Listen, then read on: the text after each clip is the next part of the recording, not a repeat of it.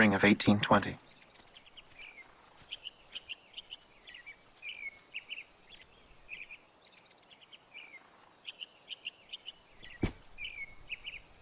I kneeled down. When the light rested upon me, I saw two personages. One of them spake unto me. Joseph, this is my beloved son. Hear him. I am Jesus Christ.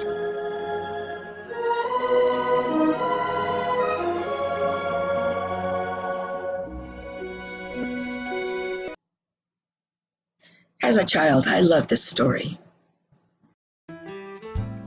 What's not to love about this story if you happen to be male? You have a blonde-headed, blue-eyed, adolescent 14-year-old. And you have two adult men, God and Jesus Christ, all together alone in a forest. My. What could happen all alone in a forest with these two adult men and one adolescent boy? Well, let me say that as a woman, I realized long ago that women in the Mormon Church are basically invisible, just like Mary is invisible and taken totally out of the picture of creation. So, for example, where a Catholic Church or the ancient Greeks or the myth of Eleusis centers around the female entity or personage as the creator or the deliverer of life, the Mormon Church just erases her. And in fact, talks about Eve in very derogatory terms. Eve, you harlot, you took the apple, you disobeyed God, and it's going to take a 14-year-old blonde-headed, blue-eyed boy to restore this church that has fallen as a result of the female, the X chromosome, that awful, horrifying X chromosome where women are the cause of all the grief that these three men, one adolescent boy and two spiritual men, now have to restore the balance and the stability of the earth. What is not to love about this religion if you happen to be a man? But of course, I digress. This is a documentary on the Book of Mormon and the allegory of which it centers, which is the tale of two warring brothers, Britain, Cromwellian Britain, and the Black Moor Stuart King Britain, and the result of that clash of two brothers. So let's move on to the Book of Mormon as an allegory.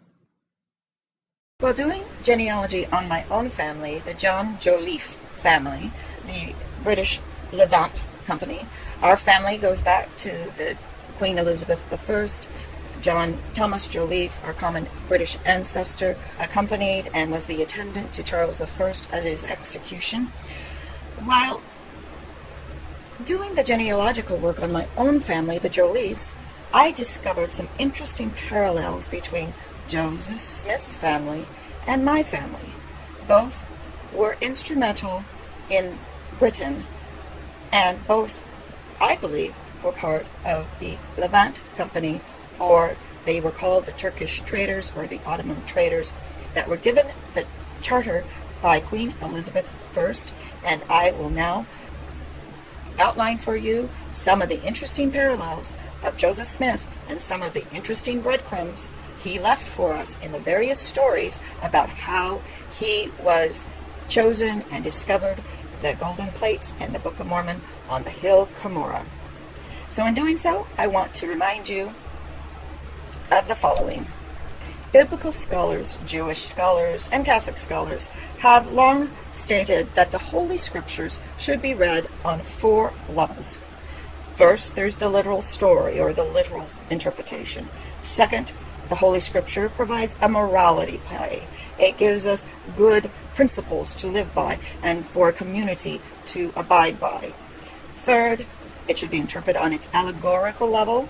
And fourth, on its expansive, eternal truth level, which is discovering and drawing closer to the mind of God. So today I am going to interpret the Book of Mormon on the allegorical level, or the level on which it not only discusses ancient civilizations in Northern America, but it also discusses, or is an allegory for a much more recent history in which Smith and my family were engaged. And this had to do with the tale of two warring brothers, the United States and Britain, or Oliver Cromwell, the Puritans, and our families, the black trading Moors from Britain and Venice. I'm going to be reading from Peter Levenda, one of my favorite authors, book on the Mormon experience called The Angel and the Sorcerer. And this is called The Remarkable Story of the Occult Origins of Mormonism and the Rise of Mormons in American Politics.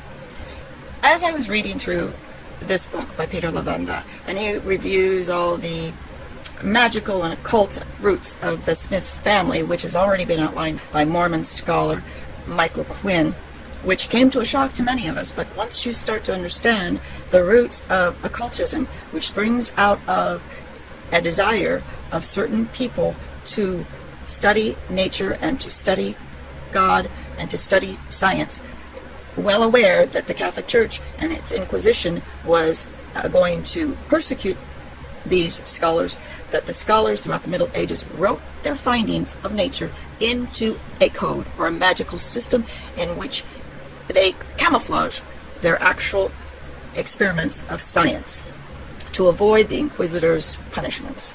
And this is how I interpret the Smith family using their various instruments and their various grimoires. And even Michael Quinn indicates that Joseph Smith died with the Jupiter symbol on his neck. Again, Jupiter marks a certain event in history as promoted by Velikovsky. It's when the heavens and the thunderbolts created a catastrophe, and the Younger Dryas, or the Ice Age, which created catastrophe, which is documented within the Bible. Jupiter is a significant planet that created the last catastrophe in which Venus was emitted and caused a huge uproar and the turning of the axis of the earth and created destruction of everything on the outside of the earth. The remnant of Noah went into the ark, or we can interpret that as into the earth, such as the caves, to ride out this massive, huge, remarkable thunderbolt, in which it is called the War of the Heavens, as we have been taught as Mormons that there was a war in heaven and 1/3 of the angels fell or followed Satan or followed Lucifer, which is Venus. The angels or angles, or the fallen earth, slipped from its axis and changed the calendar. And this is what those symbols and metaphors mean in occult language. I'm going to go through this and review what Peter Levenda identified as the breadcrumbs that Smith left for certain of us who have a history. We have the eyes to see and the ears to hear, and Smith is brilliant. He is absolutely brilliant. This is from Peter Levenda. In one of his chapters, he's speaking of Joseph Smith, and he states, many of these stories were linked to the romantic legends of pirate William Kidd, who was eventually captured in Boston and executed in London for piracy. Kidd had buried a treasure on Gardiner's Island in New York. It is known that Joseph Smith read the stories of Kidd and was enthralled by them. Many of these stories involved the appearance of a ghost who would attempt to frighten the treasure hunters away. The ghost was the spirit of the slain pirate, who would often appear as if he had when he was murdered, covered in blood and moaning pitiably. The treasure itself was always in a strong box of some kind, buried in a hole in the ground and covered with a large stone. One had to lift the stone and then retrieve the box, and do it all without saying a word. Silence was the key. According to admittedly hostile sources contemporary with Smith, he first told the story of finding the buried treasure box being guarded by an angel, not by an angel, but by the ghost of a murdered man. This man had a long beard, and his throat was slit from ear to ear. His clothes were covered in blood. It was the precise image that the treasure seekers' legends were about. One of Kidd's destinations on his practical tour of the Indian Ocean was the Comoros Islands, which are off the southeastern coast of Africa near Madagascar. The capital city of Comoros is Moroni. The suggestion that the hill Comora began as the Comoros to the young Joseph Smith, and that the angel Moroni was christened after its capital city of Moroni, is so compelling that we are forced to consider that this may be what the critics were saying. The Mormon apologist above mentioned does not dispute the claim that Joseph Smith was familiar with the tales of Captain Kidd. The author does not dispute any of this. It is well documented by responsible academics, historians, such as John Brooke in The Refiner's Fire. The occult practices flourished along this religion. Mormon apologists, however, claim that there is no evidence that Smith ever used the entire ritual formula of ceremonial magic, as published in the Maze. Therefore, that Smith did not use this magic circle. Virtually no one in impoverished circumstances would have been able to incorporate all the elements.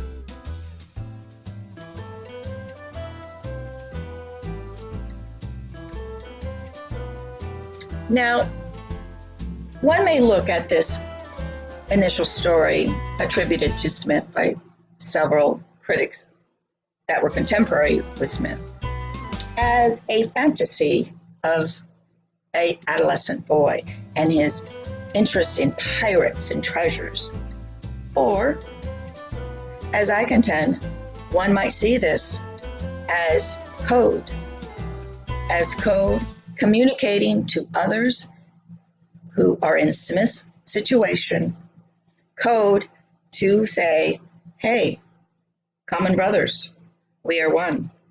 And here is the metaphor to show that we of the early Levant traders that went to Madagascar and Comoros, and the angel Moroni helped us bury our treasure.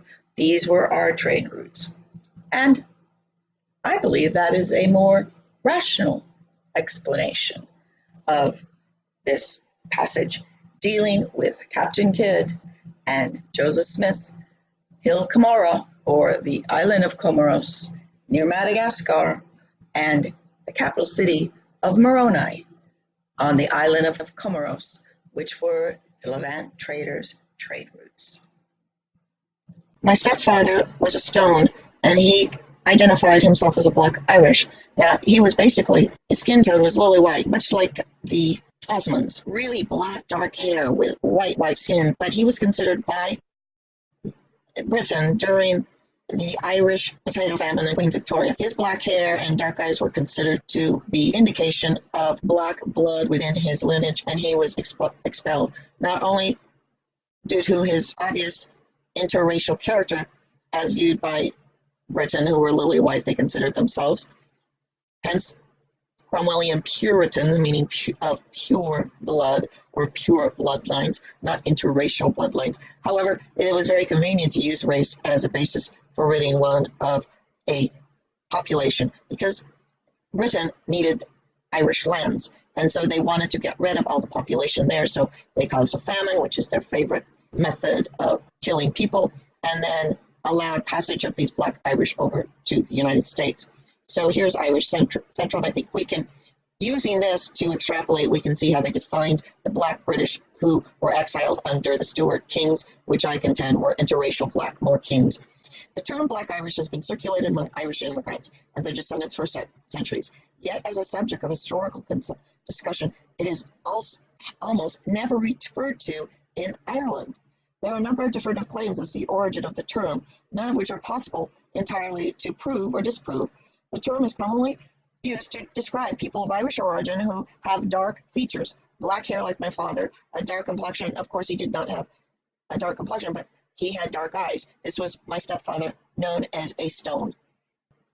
And he referred to himself as Black Irish and identified himself as probably immigrating to Ireland around the time of the Spanish Aragon, or we're talking about Catherine of Aragon, who I indicated in an earlier article it is believed that Black Moors and her entourage came, and she was more than likely a Black Moor and married Henry VIII, the first wife of Henry. Anyway, whether or not this was an actual invasion or rather a more gradual migration, the next great influx came from Northern Europe, the Vikings.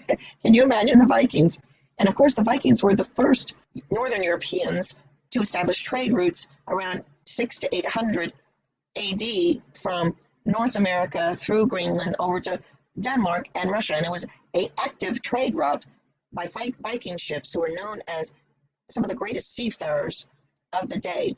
And there is a documentary that indicates why the Vikings were considered such great seafarers, because they had an instrument that they had invented, or we don't know where it came from, in which it was a sextant type of instrument, but it could read the sun's location during great foggy times. And it did this through a series of mirrors.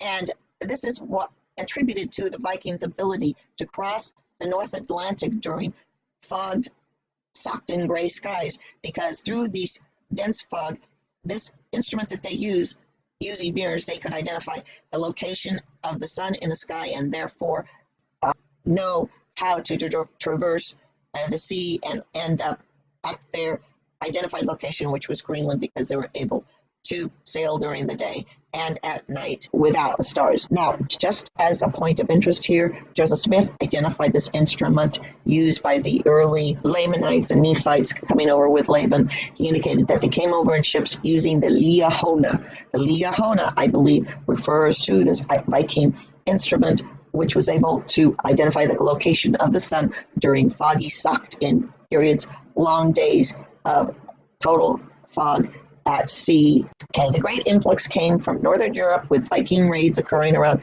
795 AD. There you have it. The defeat of the Vikings at the Battle of Clonfar in the year 1014. And that is when my family came over. But the Vikings were known to have dark skin at that time. Each of the immigrant groups had their own physical characteristics, and all with the exception of the Ulster planters, assimilated to some degree into the Irish society, many claiming to be more Irish than the Irish themselves. The Vikings were often referred to as the dark invaders or the black foreigners. The Gaelic word for foreigner is Gael, or Gaul, G-A-U-L, which is Roman. Like the Gauls, for black or dark is Dubh. Many of the invader families took Gaelic names that utilize these two descriptive words. The name Doyle is Irish Gael, which literally means dark foreigner. It's interesting, during this period of time, the people are very plain speaking because they named themselves by their occupation. Joseph Smith, he was a blacksmith. My ancestors were merchants, therefore they called him John Joliffe the Mercer, or in the early days he was probably just known as John the Mercer. It's only in later that they started using names to identify that weren't directly related, but you shall see most surnames that the U.S. citizens have do relate at some point in time to their ancestors' occupation. My paternal father is known as John Joliffe the Mercer, but on my mother's side, we are known as Henry Moyle, or the Moyles. Moyle is a Jewish name for the rabbi that does the circumcision. He's called a Moyle. So obviously, or I assume, or I'm making a reasonable guess at this time, that somewhere along my maternal side were Jewish rabbis that were Moyles. I love it. You can't. It is so interesting. I'm sorry for my laughter, but these were very plain speaking, simple folk back then. And we have a tendency to project on people who are creating civilization at its earliest time periods to be fully blown intellectuals with complex thoughts and complex way of dealing with each other, but they weren't. They lived in small villages or communities, and they said, oh, yes, that's John the Smithy down the street. He's John Smith because he's the blacksmith. And my family was Henry the Moyle. Henry the Moyle who snips people's penises. Expulsion of the Black Moors or the Black peasants in Britain was culminated by the Cromwellian Revolution. Here's an article in Wikipedia, Cromwellian Conquest of Ireland. It's the same story. Oliver Cromwell, during the Wars of the Three Kingdoms, invaded Ireland with his model army on behalf of the England's Rump Parliament in August of 1649. This is the year of Charles I's execution, following the Irish Rebellion, etc. Of course, most of Ireland was under Catholic Confederation, but again, Catholic, the Protestants, there were infiltrators on both sides. Whether or not, it shows that Cromwell, who claimed to be Protestant, was writing letters and was given support by the Pope. Of course, the Pope wanted the land of Britain to be part of the Holy Roman Empire so that they could exert the influence and extract the wealth of Britain. There was no real loyalty to religion at this time of Cromwell. It was loyalty to money, to extracting the wealth of previous landholders and previous aristocracy that owned the land.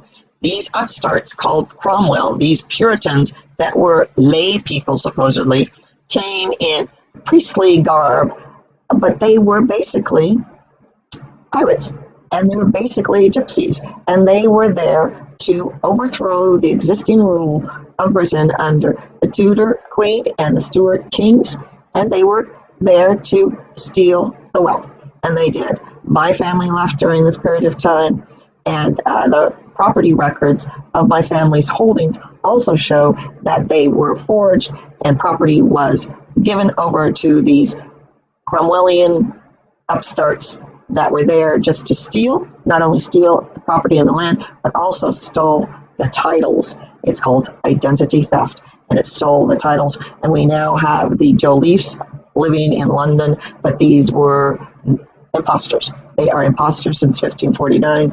In fact, they've rewritten the history in which my father, or the head of the family, that was the attendant to Charles I's execution, Thomas Joliffe. According to the Joliffe-Hilton history now, Thomas Joliffe died without any issue. Of course, again I say, I wouldn't be around, nor my family be around, if Thomas had indeed died without issue. Another article written in The Guardian, Black and British, by David Olubusa, review reclaiming a lost past.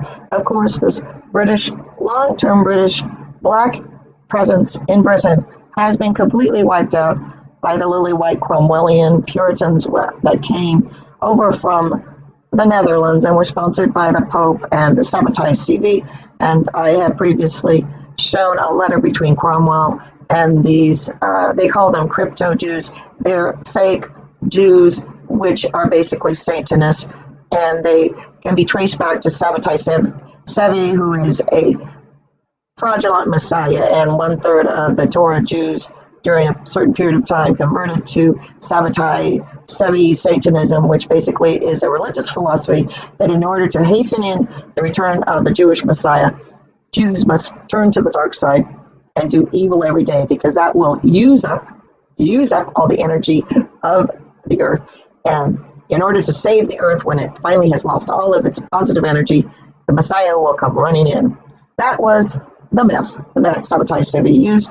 Basically, since 1666, these Sabbateans who follow this philosophy have infiltrated the Catholic Church, have infiltrated the Torah Judaism, has infiltrated Mormonism, have infiltrated every religious organization, every political organization, and through their treachery, they have risen to the top.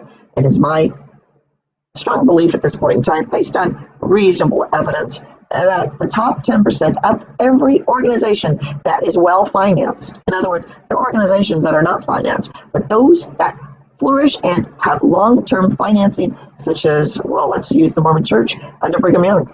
It's the only surviving well-financed sect arising out of this Mormon movement of Joseph Smith.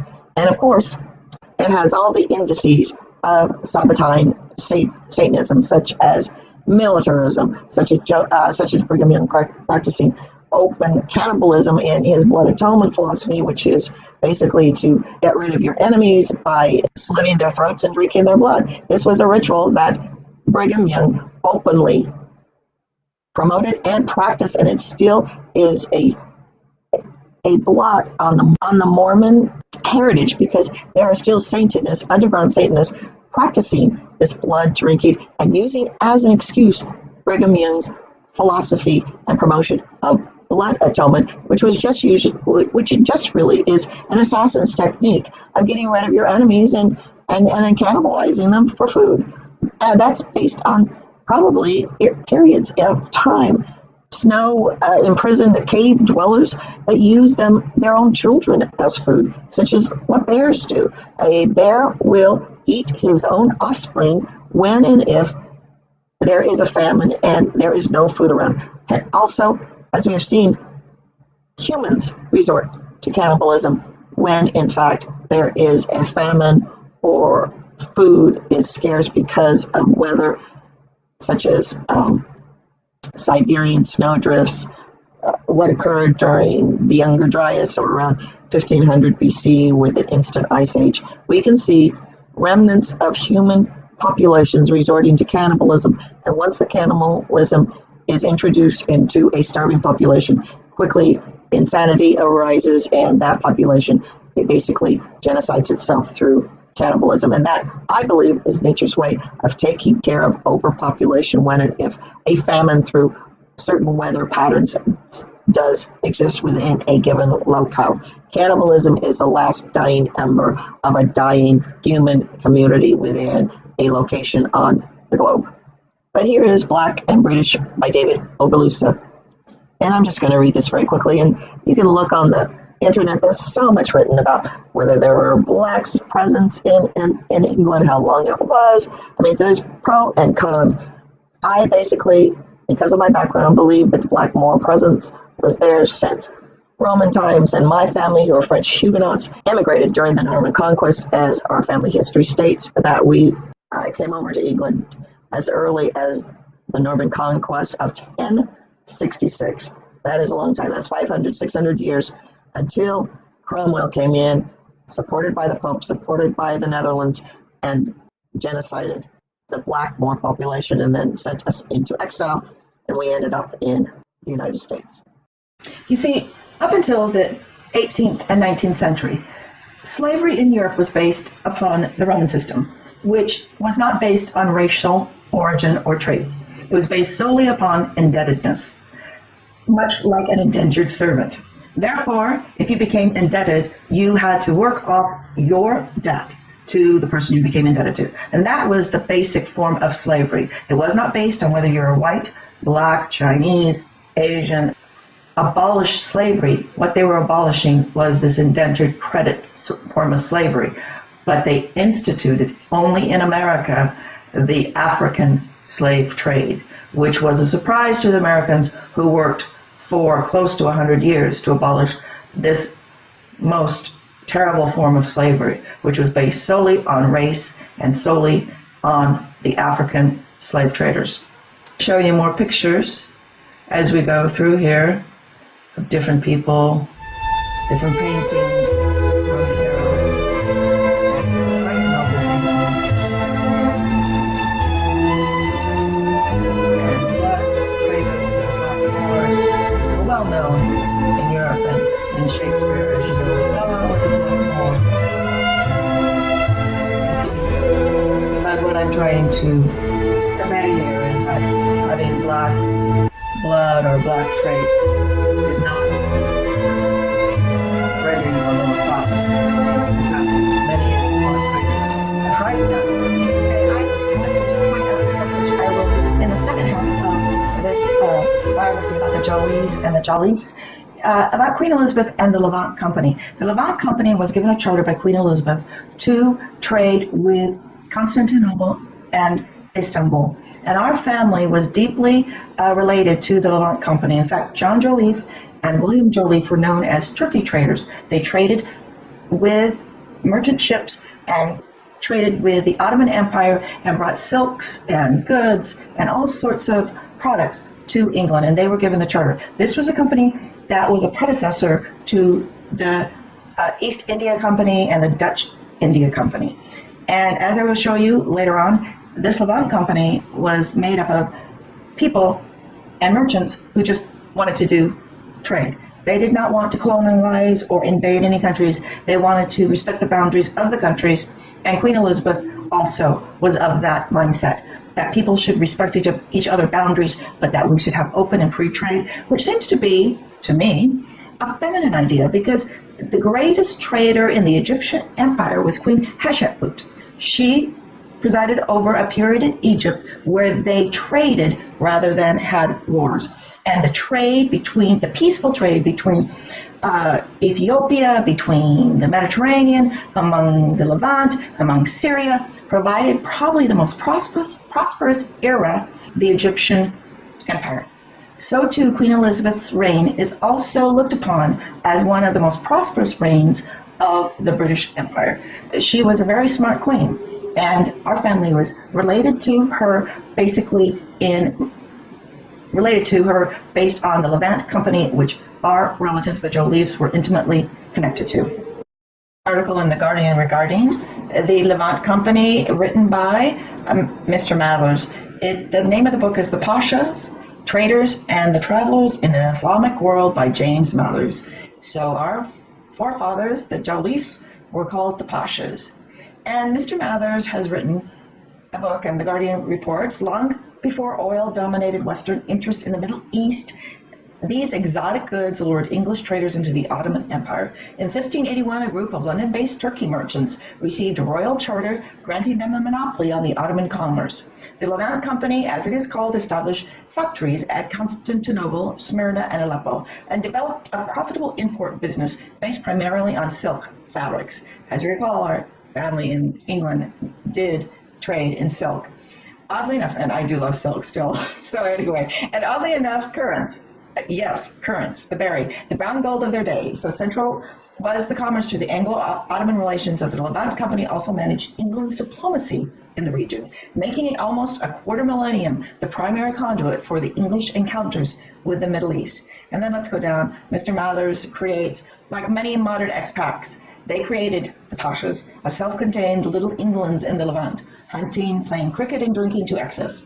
Yes, Mathers stresses they acquired more in the Middle East than sunburnt skins and personal wealth, mixing among the people of many faiths, writing copious observations for readers and the correspondence back home, and bringing the Arabic and the Turkish texts back to England. The Pashas helped shape British understanding of the Ottoman Empire as an entity to be feared, respected, and at all times admired. Now, I know I've gotten a little bit off track here, but I just wanted to fill in some of the shaping of the Joliffe family history. That will bring me back to Keziah Jolley, who is Native American, caught in the South between the clash of the Civil War, the North and the South, racial relations. But I just want you to understand how the Jolliffes have a deep history in all racial backgrounds. And I'm going to show you how there are many theories about the Stuarts. Charles I was a Stuart king, and there is some argument to say that Stuart, which in Latin means black, that the Stuart kings were black. So how does the history that I gave you about my investigating the genealogic history of the Jollies relate to Joseph Smith? Well, I started thinking that our family escaped the Cromwellian execution of Charles I, and Joseph Smith's family came over about the same time. You all know the Bible is made of testaments old and new. You've been told it's just those two parts, or only one if you're a Jew. But what if I were to tell you there's a fresh third part out there, which was found by a hip new prophet who had a little Donny Osmond flair? Have you heard of the all-American prophet? The blonde-haired, blue-eyed voice of God. He didn't come from the Middle East like those other holy men. No, God's favorite prophet was all-American. I'm gonna take you back to biblical times, 1820. 1823. An American man named Joe living on a farm in the holy land of Rochester, New York. You mean the Mormon Prophet Joseph Smith? That's right, that young man spoke to God. He spoke to God? And God said, Joe, people really need to know that the Bible is in two parts. There's a part 3 to the Bible, Joe. And I, God, have anointed you to dig up this part 3 that is buried by a tree on the hill in your backyard. Wow, God says go to your backyard and start digging. That makes perfect sense. Joseph Smith went up on that hill and dug where he was told. And deep in the ground, Joseph found shining plates of gold. What are these golden plates? Who buried them here and why? Then appeared an angel. His name was Moroni. I am Moroni.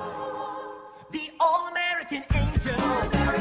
Our people lived too long, long ago. See the history of my race. Please read the words within. We were Jews who met with Christ, but we were all-American. All-American.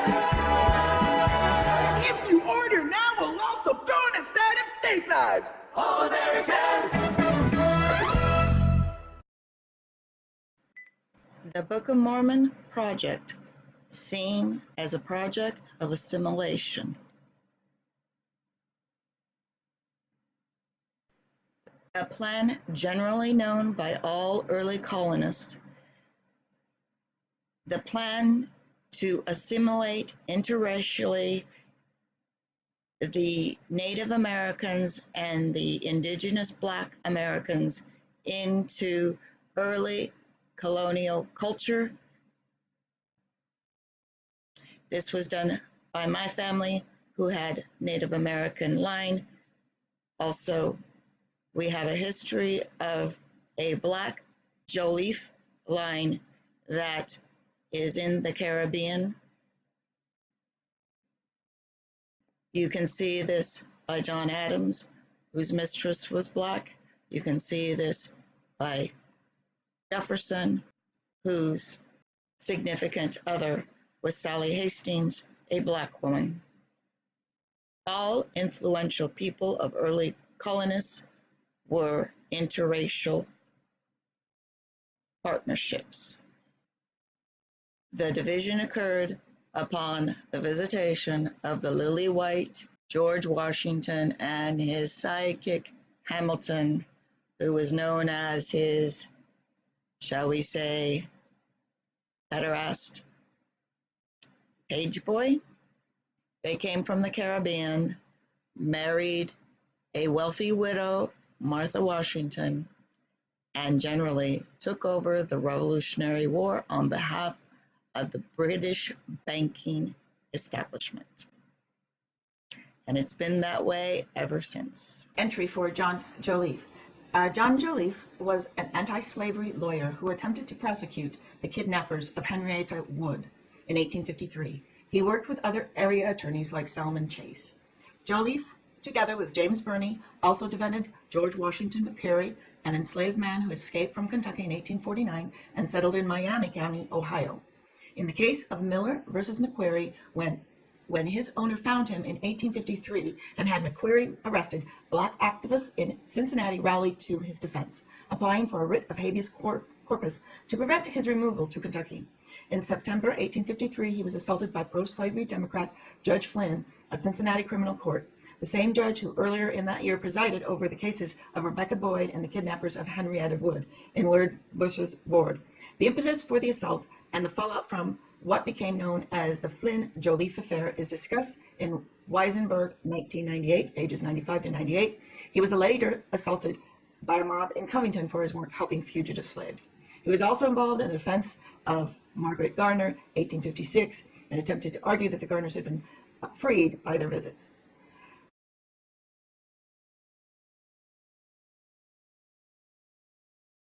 I'm not going to belabor this point of history, which occurs between 1830 and 1838-39, when Smith is finally scapegoated and thrown in Liberty Jail. The men who initially joined the Mormon Church did recognize something special in the Book of Mormon, and that is because the Book of Mormon is not only written literally, as many Mormons interpret it literally, but it is also an allegory. And the allegory has to do with a much more recent past and those that escaped Cromwellian revolution in England with their heads intact came over to the United States. And part of the commonality of these people that came over after Charles I's beheading is that they knew very well what was going on with the Puritans, and the Puritans, not only were the British coming, but the Puritans were coming. And these early settlers that escaped the Cromwellian Revolution knew each other's codes and knew each other's history, and the Book of Mormon documents that, and those were the eyes to see and ears to hear recognized it. That is why Smith's church gained popularity so quickly. That is why Oliver Cowdery and Harris they weren't bowled over and they weren't fooled. They knew was writing a metaphor or an allegory for their more recent history, as well as the history of the many migrations over to the northern continent, which we see in the Indian burial mounds. We see high culture that has been purposely buried within those mounds. They were finding treasure. What is the treasure? Well, it has to do with advanced metallurgy, and this is Bronze Age metallurgy of the ancient world before it fell into the Iron Age, and those arts were lost. And Smith recognized them as everybody else did. There were several migrations. Smith documents them, and those came with the different periods of the many ice ages. The one he documents is Laban coming over in 600 BC with his family, the Nephites, but also he documents the Jaredites that occurred in 2,000 years or 2,600 years before Christ, which is another mini ice age or catastrophe, or the time clock, which if you add an additional zero, that is the precession of the equinoxes that happens every 26,000 years.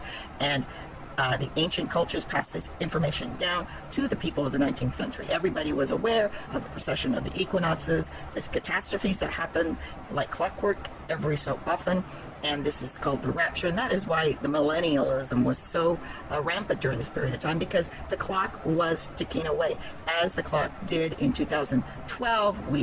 People were predicting it because of the Maya calendar. Well, again in 2016, between 2012 and 2016 were the critical time for this second catastrophe after Noah was predicted to occur. And of course, it hasn't happened yet. If it's going to happen, my belief is it's not, that our axial precession of the earth is changing slowly, and that has been predicted.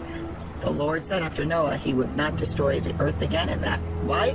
Because there were plenty of people working on this master project to make sure the earth was prepared not to have another catastrophe. So the High Lumi project. I'm just going to go quickly through here. More out This of is the the LHC. Wikipedia entry on the Book of Mormon. As you can see, that many people contributed to it. Here's the original Mormon script as done by some of the scribes. Very nice handwriting. Here is Joseph Smith depicted as placing the seer stone in his hat and placing his eyes and head into the hat. And I'm going to give my scientific explanation of what is going on here. What Joseph Smith is doing is he's, number one, he's completely shutting out the world and all sensory perception. He's placing the seer stone, which is crystal, into the hat next to his forehead. His forehead has the third eye, which is electromagnetic, and it is the electromagnetic of the crystal that amplifies his own electromagnetic neurons within his head. And what he's hoping to do is be inspired. He knows the general story, but he's trying to gain additional inspiration by closing out the world, and he is dictating this as very rapidly to his scribes who are behind the curtain. So this is a way of, it's not channeling. What it is doing is it's attempting to higher or amplify the frequency and to receive the messages from the electromagnetic field, in which, as you know, all information is stored, beginning and end. All information is stored in the alpha and omega of the etheric field. Etheric field is not an occult sign. It is the electromagnetic field which we are swimming in. And all information is stored within every particle, every electromagnetic frequency within that field in which we swim. And Joseph Smith is just raising his vibration by the back and forth of the crystal with his head. And this was done by the Jews in Israel. The Urim and Thummim which most Mormons, I believe, do not understand what it is. The Urim and Thummim is the breastplate that Joseph Smith states he found with the plates, the golden plates. The Urim and Thummim was a breastplate that the Jewish Levite priests would put on their chest before they would go into the Holy of Holies. Within the Holy of Holies would be the Ark of the Covenant. The Ark of the Covenant, as you recall, looks very much like a alkaline battery with a positive and negative charge, and probably generated an electrical current, especially if you just cranked it. You could generate electrical current. And these Levite priests would go into the Holy of Holies with a breastplate which would have jewels. It would have diamonds, crystals, everything. And that would raise the frequency of the Jewish Levite priests, who would then hopefully receive transmissions from God through the ether, just as Joseph Smith is doing here. So there is a scientific basis for it.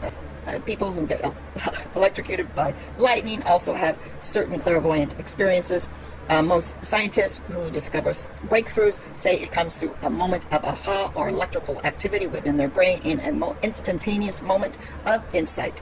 But so let's move on down here, and I just want to show you some of the information which tends to show that Joseph Smith was talking to the Black Moors, or the Moors that were exiled after Cromwell executed Charles I, the Black Stuart king. And down here, this mentions in the Book of Mormon, you see antecedents of Cromwell and the execution of the king. It says, according to the book, the narrator named Nephi described a vision of the birth, ministry, and death of Jesus, including a prophecy of Jesus' name, said to have been taken nearly 600 years prior to Jesus' birth. Of course, Jesus are people of the current, or people of the water. Sus is water, flowing of water, the people of the water. Dionysus is the god of the water flow, or the water current. And here we have the Bible. Jesus spoke to the Jews in Jerusalem of other sheep who have not heard his voice, and the other sheep are certainly those migrations that came over to North America, including the Vikings, who had the fur trade lines through Greenland and up through Denmark and into Russia. There was also the Jaredite migration, which was probably 2,600 years ago after the Ice Age. And then as we go down here, this is the most interesting part. Book of Mormon recommends a monarchy as the ideal form of government. Interesting, since all of my family were loyalists to Charles I. We believed in the monarchy, and obviously Smith, having some antecedents in the Cromwellian exile, also states that the monarchy is the most righteous only when it's a righteous monarchy, which we believed Charles I was righteous. We also believed that the Queen Elizabeth was a righteous queen. She and he, the king, they were looking out for their people, and they were trying to chart the stars to make sure that we would know when the millennium was coming. And this is the work of the priestesses and priests of God, is to harmonize the community of their peoples with the will of God, and to flow with the times and seasons, like the Nauvoo Times and Seasons newspaper is to harmonize ourselves with God. But here is the Book of Mormon reference to the killing of the king, or Charles I. And then the book supports notions of economic justice achieved through voluntary donation of substance. And I want to show you something very interesting about the Levant Company. So here is Joseph Smith's relative, Robert Smith, birth date around 1520. Birthplace is Hunks, Lincolnshire, and death around 1585. But look at Robert Smith's immediate family. He is the son of Sir Thomas Smythe, Lord Wellborn, and Lady Margaret Helena Clark, Lady Wellborn, husband of Isabel Smith, and father of Bartholomew Robert Smith, Richard Smith Augustine, William, Esquire of Honington, Sir Anthony. Now, this is Joseph Smith's ancestry. This is hardly a poor relation or poor genealogy, as most current historians want us to believe, that Joseph Smith came from very humble background. He did not. Within his family memory was the memory of Sir Thomas Smythe, a aristocrat, and I will show you, very influential. Wikipedia entry for the Levant Company. Levant was an English chartered company formed in 1592. Its initial chartered awarded September 1581 was good for 7 years. It was granted to Edward Osborne, Richard Staper, and Thomas Smith. So I wondered, is Thomas Smith related to Joseph Smith? And what do I find when I go down? What do we find when we punch the link to Thomas Smith? There he is, isn't he handsome? Here's Thomas Smythe, and it says customer, and I don't know what that means. Okay, Thomas Smythe, or Smith of London, Ashford, and Westenhanger, Kent, 1522 to 1591, was the collector of custom duties, also known as the customer. Oh my goodness, that's where customer comes from. Hawthorne was the customs agent in Salem, and he became very wealthy on negotiating the customs. During this period of time, the customs agent would row out to the incoming ship, go on board, and then would negotiate, wheel and deal with the captain on how much they were going to charge the captain in custom duties. And Hawthorne, they say, came out very well at the end, because when he wanted to quit the custom house and start his writing career, he opened his drawer at the custom house in Salem, and there were hundreds and thousands of dollars that could finance him for the rest of his life. And that's how the custom agents made their living. That's how they make their living today. Anyway, in London during the Tudor period, he was a very wealthy man if you're the customs agent. His son and namesake, Sir Thomas Smythe, died in 1625. And so I go down here and I go, oh my goodness, Sir Robert Smythe of Leeds, fourth son who married Elizabeth Scott and daughter of Thomas Scott. Here's Sir Richard Smythe. And what did we find in Smith's common ancestor, Robert Smythe? He is the son of Sir Thomas Smythe of Wellborn, of the Levant Company, customs agent. And how were my family related? Well, let's look. Okay, here is the Levant Company. We'll go on down. Levantine shipping, which I think is very interesting. Look at the names of these ships. The Darling, the Delight. These are their ships. The Darling, the Delight, the Desire, and here's the Diamond. We have Elizabeth and Dorcas, the dorky person, Elizabeth Coken. I don't know. These are named obviously after their wives. Here's the Jewel. Here's the Jesus. Here's the Jane. Oh, and here's the husband, Hercules. Aren't these fun names? And here's the Jolion, which is my namesake, Jolie, Jolion, Juliet, Jolan. Anyway, so I am looking at the governors of the Levant Company. And who should we find? Sir Thomas Smythe, the ancestor of Joseph Smith. Joseph Smith related to the Levant Company. And where is my common ancestor? Well, here's John Joliffe. John Joliffe was a governor of the Levant Company in common with Joseph Smith's ancestor. I think that most Mormons back then were related in some form to Britain before the invasion and asset stripping by the Cromwellian round-head, pot-bellied, pasty-faced men. And that is what the Book of Mormon is describing: the genocide of one brother by another and the stealing of the treasure that was buried in the North American soil that came from Madagascar and Africa over the Levant Company trading routes. Here's the predecessor of Levant was the Venice Company and the Turkey Company that merged.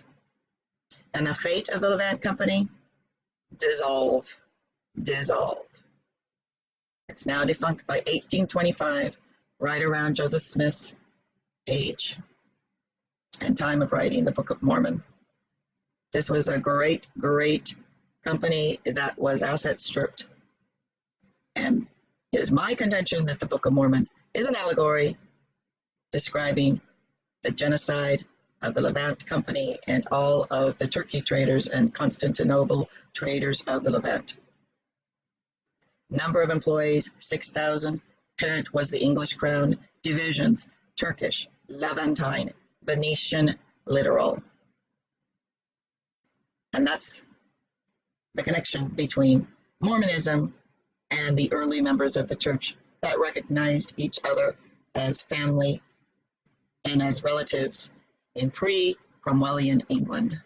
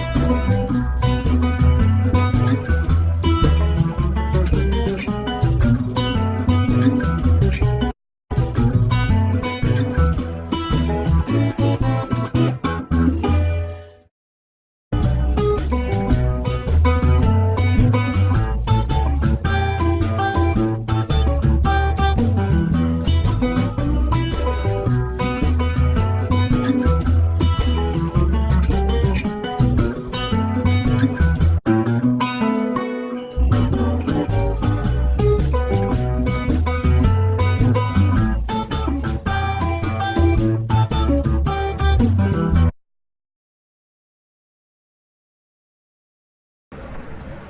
I want to show you something very interesting about the Levant Company. So here is Joseph Smith's relative, Robert Smith, birth date around 1520. Birthplace is Hunks, Lincolnshire, and death around 1585. But look at Robert Smith's immediate family. He is the son of Sir Thomas Smythe, Lord Wellborn, and Lady Margaret Helena Clark, Lady Wellborn, husband of Isabel Smith, and father of Bartholomew Robert Smith, Richard Smith Augustine, William, Esquire of Honington, Sir Anthony. Now, this is Joseph Smith's ancestry.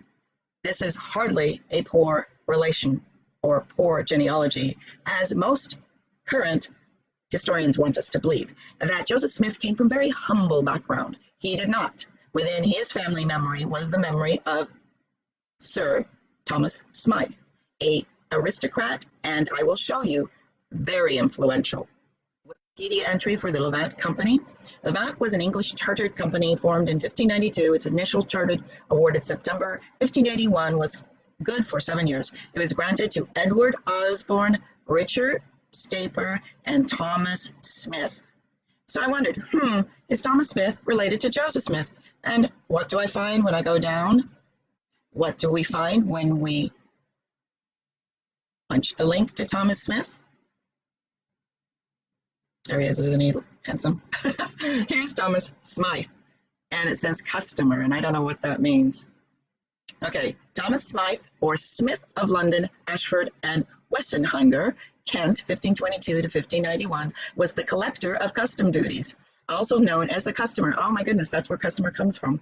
Hawthorne was the customs agent in Salem, and he became very wealthy on negotiating the customs. During this period of time, the customs agent would row out to the incoming ship, go on board, and then would negotiate, wheel and deal with the captain on how much they were going to charge the captain in custom duties. And Hawthorne, they say, came out very well at the end, because when he wanted to quit the custom house and start his writing career, he opened his drawer at the custom house in Salem, and there were hundreds and thousands of dollars that could finance him for the rest of his life. And that's how the custom agents made their living. That's how they make their living today. Anyway, in London, during the Tudor period, he was a very wealthy man if you're the customs agent. His son and namesake, Sir Thomas Smythe, died in 1625. And so I go down here and I go, oh my goodness, Sir Robert Smythe of Leeds, fourth son who married Elizabeth Scott and daughter of Thomas Scott. Here's Sir Richard Smythe. And what did we find?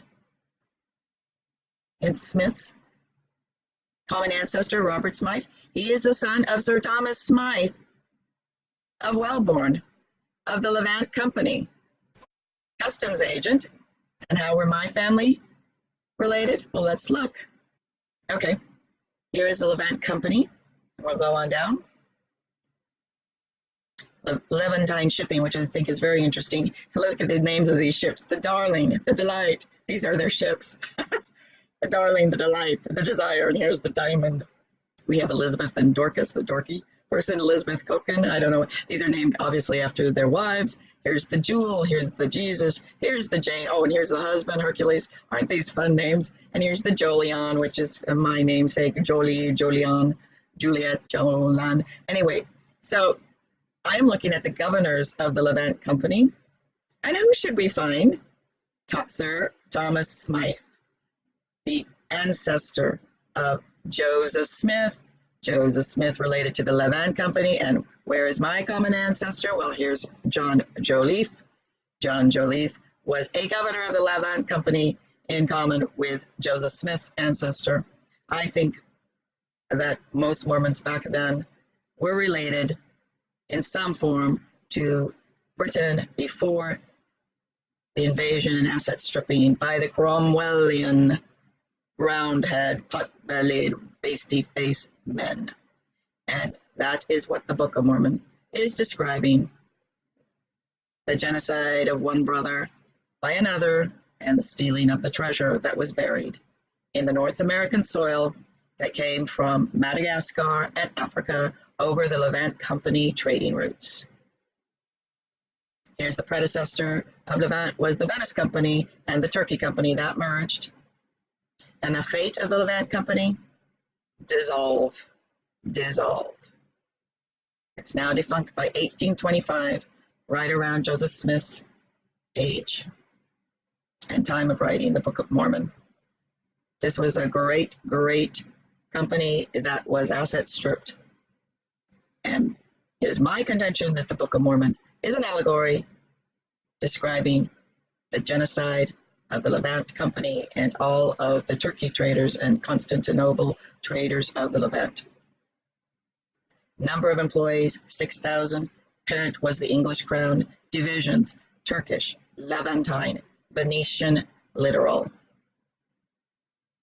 And that's the connection between Mormonism and the early members of the church that recognized each other as family and as relatives in pre-Cromwellian England.